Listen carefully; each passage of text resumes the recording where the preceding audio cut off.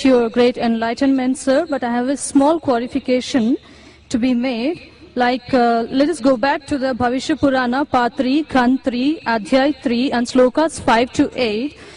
Before going to this, I would just like to mention that maybe you already know, because every prophet who comes in the name of God will fulfill the prophecy which is made for him. So any prophet who fulfills 50% of that prophecy is not qualified to be a prophet. I mean, this is a simple logical thing. So now coming back to the Bhavishya Purana, you talked about the Malaysia leader saying that he is none other than Muhammad. Okay, now I accept the first half of the thing, of the sloka you said, but the second 50% which is still ignored. Now sir, let me tell you, Malaysia, the word meaning Malaysia, it is derived from Sanskrit dictionary, I mean the meaning, and the meaning means non-Aryan or sinner or wicked person. These are the three different meanings given to the word Malaysia. So according to this, can Muhammad be a sinner or a wicked person? The second part is, the second condition of the prophecy is that he will belong to Marusthal, and in Sanskrit, land of death, because Maru, I mean it is derived from Sanskrit, Mru. Mru is death. And definitely it does not quoting to the land of Arabia, because it is a barren land or it is a battlefield. And next, coming to the third point of it, this prophecy also mentions that Malaysia leader will take bath in Panchagavya and in river Ganges. And it is a common truth, we know that Ganges means Ganga river, and we all know that Ganga is not in Arabia but it is in India. It is a universal fact. And coming to the taking bath in Panchagavya, the meaning of Panchagavya is 5 products of cow.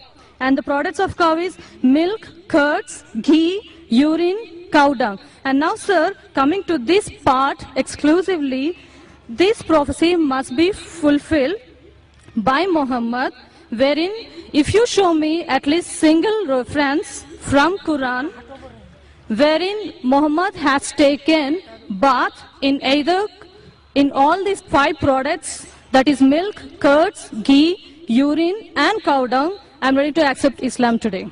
Thank you, sir. Sister has rightly said that if the prophecy that you give, if more than 50% is not fulfilled, then the prophecy is wrong. I agree with you, sister. I agree with you. And I will answer all your 3 queries. Let's see whether you accept Islam or not today.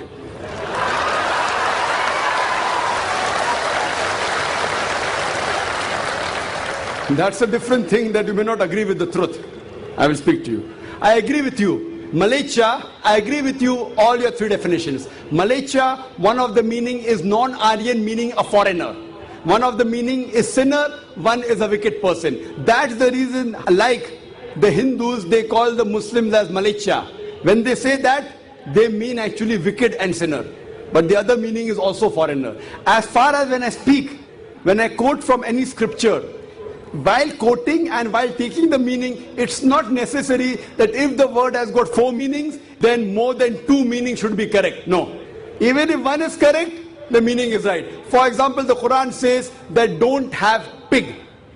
Today, if you open the dictionary, one of the slang meanings for pig is a cop, means a policeman. So one meaning is pig, the other meaning is a policeman. But naturally the Quran and the Bible, when the Bible says in the book of Leviticus chapter number 11 verse number 7 and 8, in the book of Deuteronomy chapter number 14 verse number 8, and the book of Isaiah chapter number 65 verse number 2 and 5, when it says don't have pig, it doesn't mean don't have a policeman. If you are a student of comparative religion, if there are 10 meanings, even if one is correct, you have to choose the right one. 2 may be correct, 3 may be correct, all 10 may be correct. But even if one is correct out of 10, it can fulfill the prophecy. So here I agree with you, sister. Malaysia does mean non-Aryan. To Indian it will be a foreigner. And I said in my speech when I translated, a Malaysia means a foreigner. Now you want to go in the wrong way and say Malaysia means wicked here. That is a misunderstanding, sister. If you say the Bible says and the Quran says don't have a policeman, that means you're not a student of comparative religion, you are a novice. If any one of the meanings fulfill the prophecy, One more thing, if there's a doubt, there are 10 points I mentioned. All the others can't be refuted. Your second meaning, marustal. One of the marustal I do agree. Mar means death. But the other meaning of marustal in Sanskrit is a sandy track.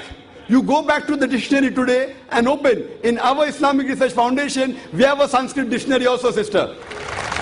I am a student of comparative religion. I do agree. One is a place of death. The other is a sandy track. So why are you taking the wrong meaning? That means you are going out of the way. So if you see the permutation and combination, all the other points I mentioned are 100% correct. Here also, you have to choose the right meaning. So one of the meanings of marustal means a sandy track or a desert. Coming to your third question. And you accepting Islam, inshallah. The third question that I mentioned in the prophecy, that Prophet Muhammad Sallallahu Alaihi Wasallam took a bath in the Panch Garv, in the Ganges. Now here we analyze that when we say, in the Hindu terminology, when you say bath in the Panch Garv, in the Ganges, it means to purify.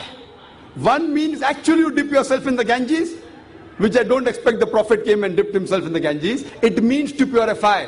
I did not give the explanation because the lecture is very long. I can speak on this topic for the full day. I did not give details of everything. I can speak on each prophecy for another few minutes, even for us together. So here, having a bath in the Panch Garv means purify. So depending upon the context, it doesn't mean a physical bath. And even if you physically have a bath in the Panch Garv, in the Ganges, not necessarily you will be purified. It is the philosophy of the Hinduism. So here when the prophecy says that Prophet Muhammad, peace be upon him, had a bath in the Panch Garv, it doesn't mean he came here in the Ganges. It means that he was purified by Almighty God. And we believe that all the prophets of God, all, whether it be Moses, Jesus Christ, peace be upon them, and Prophet Muhammad Sallallahu Alaihi Wasallam, all of them were masoom. They were innocent. They were pure. So all the prophets of God, of Almighty God, which he sent down, all of them we consider to be innocent, to be masoom, to be pure. So this answers the question, and I hope inshallah you'll accept Islam, sister. I would just like to throw some light. The sister had asked earlier question, 3 questions, and that reminds me that my daughter who had come last, she had said a song, "Don't talk to me about Muhammad," you know, peace be upon him. And the coordinator said, please pay attention to the words, what she's saying. And if you heard the words carefully, it's the Sirat of Muhammad Sallallahu Alaihi Wasallam, that once Muhammad Sallallahu Alaihi Wasallam was going, he finds a companion as a stranger.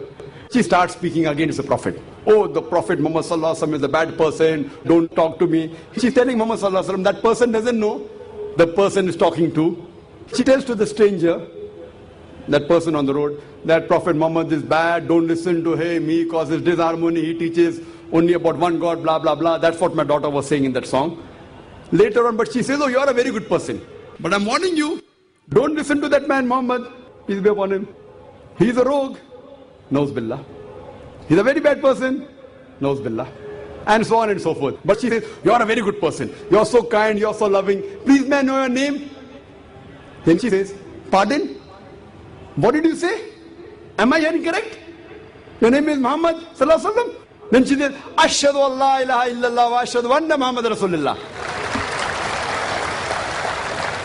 So when the traveler realizes that this person is actually Prophet Muhammad, peace be upon him, I have heard from other people that he is the wrong person, this person is so good, she immediately accepts Islam.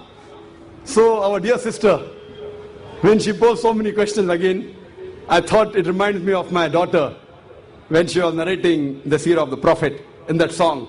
The person, the traveler attacking Islam, attacking the Prophet Muhammad. But when she comes to know the truth, she says the Shahada.